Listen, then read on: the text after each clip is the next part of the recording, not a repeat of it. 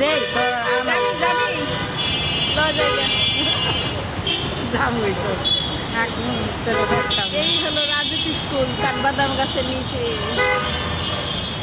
এই ভবনে এক সময় কত আইছি রে সারামো। আর এই আমার যাইতে লাগে মাত্র 3 থেকে 4 মিনিট।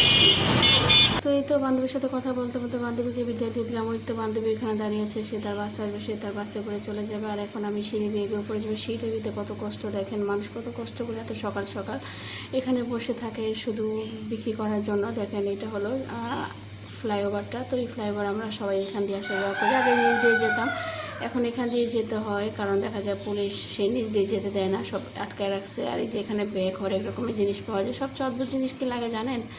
এখানে একটা মা 2টা বাচ্চা নিয়ে শুয়ে থাকে। আসলে এটা কীভাবে থাকে? এই ছোটো ছোটো বাচ্চাটাকে নিয়ে তারা কি কাজ করে খেতে পারে না? তাদের জীবনটা কেন এরকম?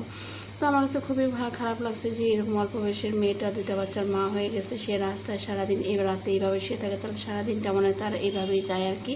তো এখান থেকে মানুষের টাকা পয়সা নেয়। আসলে এটা কিন্তু কোনো জীবন না, আমার কাছে মনে হয় না, কারণ তাদের অবস্থা খারাপ দেখে আজকে তারা এই পর্যায়ে চলে আসছে। তাদেরও আমি বলি তাদের ব্যবহার অন্যরকম, তারা রাস্তাঘাটে থাকে আর এরকম কাজ করে।